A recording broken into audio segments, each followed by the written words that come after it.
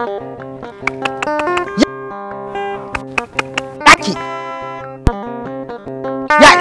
Ya wannan. Har iska.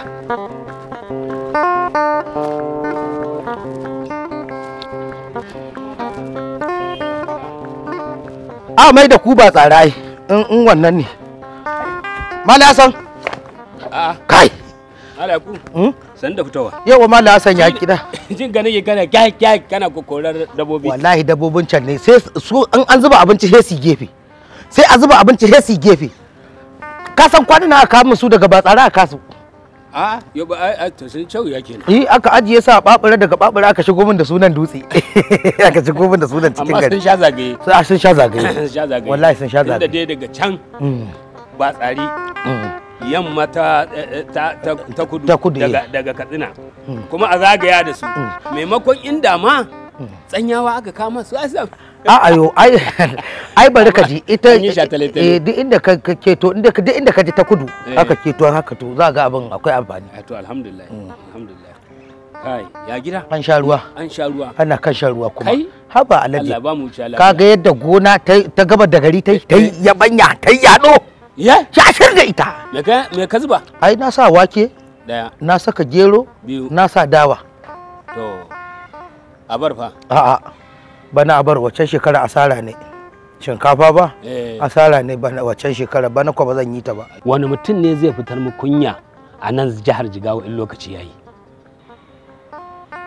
To wanda nake ganin jajirtacce wanda zai fidda mu kunya in lokaci yayi mutum ɗaya ne tak wanda na sani. To waye shi?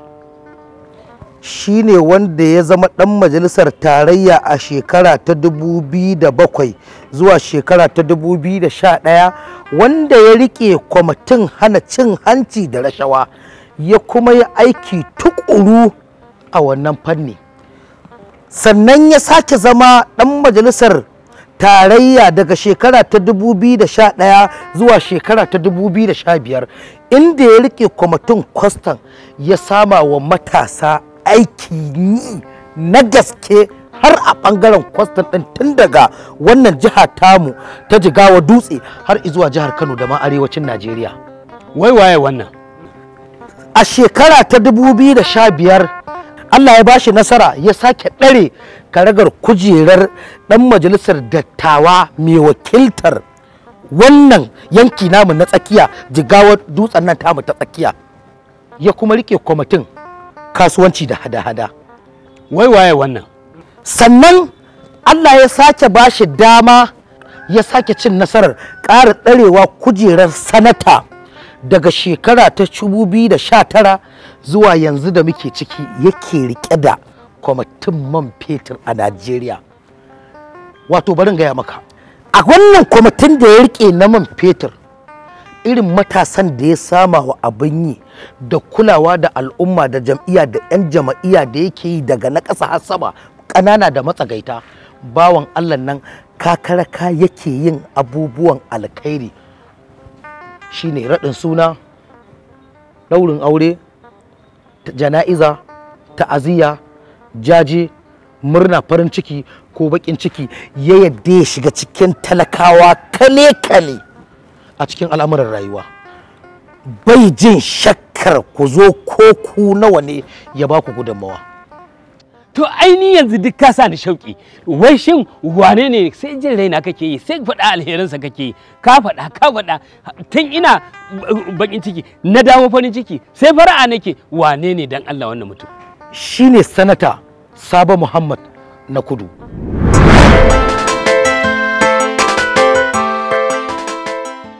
Ya aika aikinsa ne babu dare ba rana wannan kuma abinsa bai rufe masa ido ba kuma yana taimakan talaka ka'in da na'i ba dare ba rana ba safiya. Allah wannan mutum ya ciri tuta gurin tallafawa al'umma.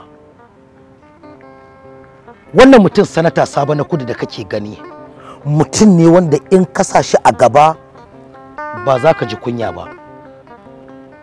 Mala Hassan barin gaya ma wata magana tun da nake a duniya ka ganni a wannan jiha tamu ta dutse ban taba ganin sa ido da ido ba, amma alkairansa suna yawo tun daga lungu har izuwa sako.